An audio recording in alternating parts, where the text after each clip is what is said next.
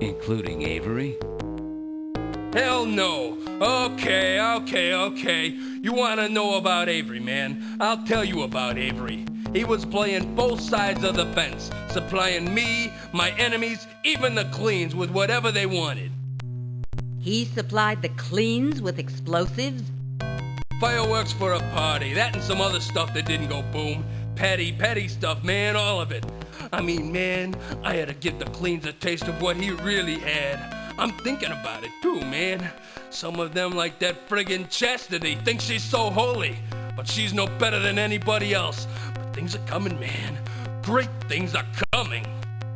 I ought to take you out now. Do the world a favor. Try it, man. Just try it. I got this space wired. I could incinerate you before you got anywhere near me.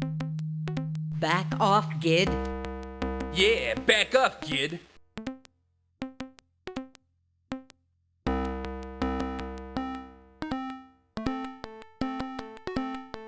Some sort of demilitarized zone has been established in this alley between the headquarters of the Cleans and the Deadlies.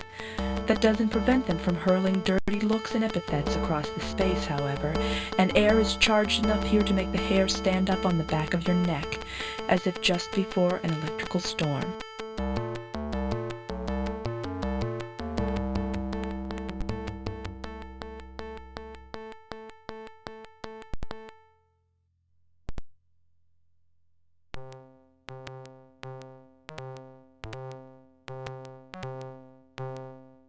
Looking like some college lounge that's gone through a half-hearted effort to be turned into a reception office, this is where the Cleans hold their organizational meetings.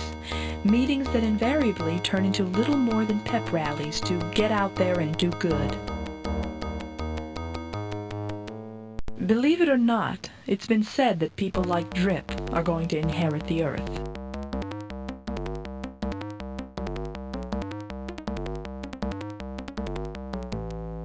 Excuse me. Ah! Sorry. Didn't mean to scare you.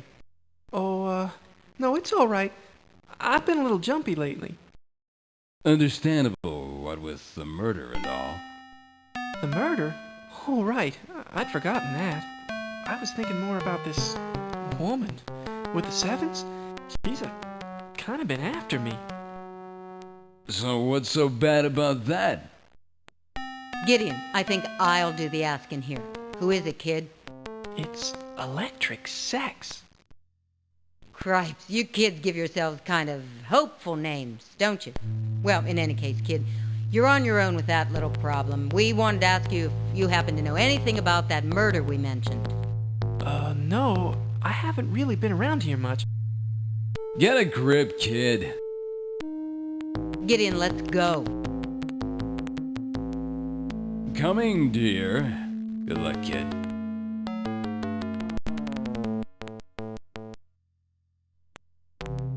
This pleasant young woman is a welcome sight after the company you've been keeping lately.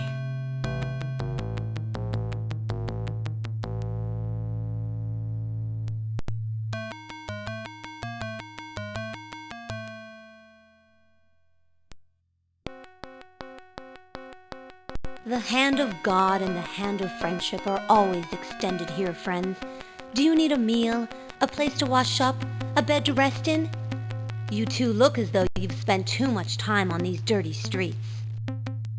Thanks for the offer, but we're not so bad off that we need a missionary. I know I'll be sorry for asking, but what's up with her and the other Cleans? She acts like she's the leader around here, and she treats the rest of us like we were soldiers in her army. Anyone gets out of line, and wham! She's down hard on them. Take poor Drip, for instance. He's as kind and self-effacing as can be.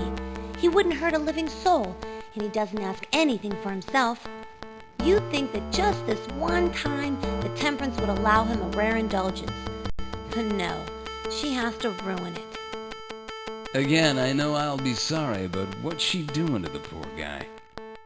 Well, Drip is so quiet and shy. He has an awful time with women. Somehow, and really, it's just the most unlikely match, but he and Electric Sex of the Deadly Sevens have become something of, well, think item is too strong a word, but, well, you know. But Temperance has threatened to reveal their affair if they try anything. Oh, you don't know Drip. He'd just shrivel up and die if anybody knew about him and electric sex. She's so flamboyant, so indecent, so exposed. He'd be so ashamed that he'd lock himself away. Oh no, no one must know. But at the same time, I hate to see. If only there was someplace else for them to go.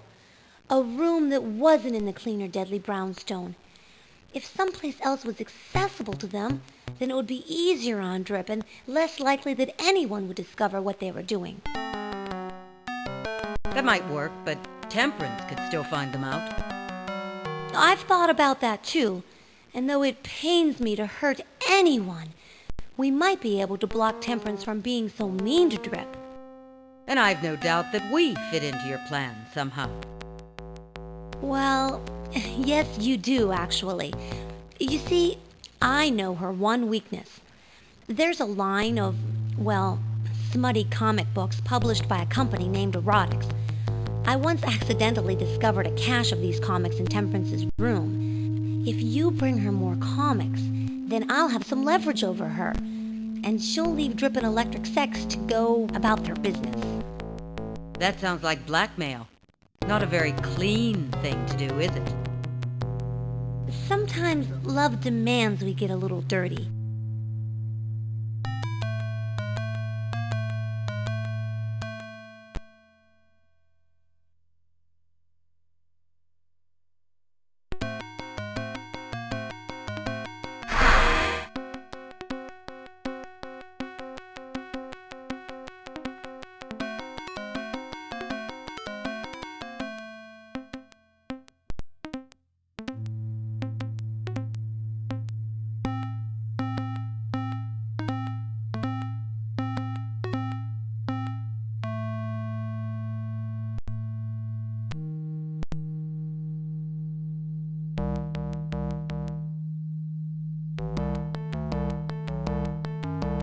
Comics may have been outlawed, but with a wink and a nod, a few places like this have been allowed to operate as long as they restrict their inventory. Things are quiet now, but normally the place is full of kids hanging out and trying to read comics for free. A disheveled middle-aged man in baggy Army-Navy garb, just a tad too mod for his age. His hair is standing up, and he looks like he can't remember where he left his glasses. Except he doesn't wear glasses.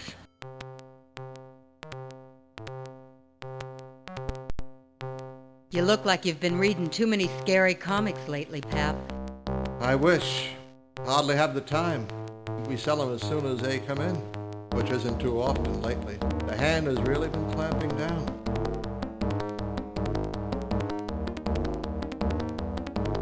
A middle-aged woman who looks like she's at the end of her rope. She's trim and dressed in hip counterculture duds, but she looks exhausted.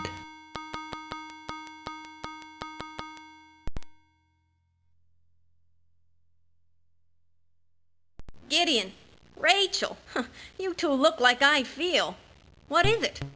What's happened? Probably best if we don't give you all the details. Let's just say we're suddenly unemployed, and our former boss has a funny idea about what a severance check is. You've said enough. If you need a place to hide, you're welcome. Lord knows you've done enough for us. That's the truth. The way the hand hates comics, you could have turned us in a long time ago, and probably gotten a big commendation. And all those kid hackers who hang out here. Some of them real cowboys already. We could have been closed down for that alone. Not that it matters. We're practically shut down now, after all. What you two do here is harmless.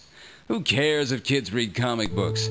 I never understood why Ark went after places like this anyhow. What do you mean you're shut down now? Haven't you heard? Locusts. It's a plague, like in the Bible. What are you talking about? Computer locusts. It's like a virus. It comes up fast, then it starts shredding memory the way locust shreds vegetation. And all of a sudden, you got no programming under you. Just a bottomless pit of negative info. You're in a free fall being sucked down into this black hole. You think the locusts are something planted by the hand? It would be just like them to try and lock up everybody's computer. And if this was their doing, it's been successful. Our computers, hell, everybody's computers, are shut down now. But I'll tell you, these locusts are something. It seems like a natural cyber phenomenon, a microburst wind shear. Locusts swirl up and surround you, eating everything you summon up to try and get them out of there. Then it creates an info vacuum below you that sucks you down into the pit. If you stay in cyberspace an instant too long, you're a flatliner for good. At any rate, we're shut down now. We've been sitting around all day with nothing to do except stare at a screen full of jumbled commands. We're afraid to jack in, surf the net, and see if we can get a look at things.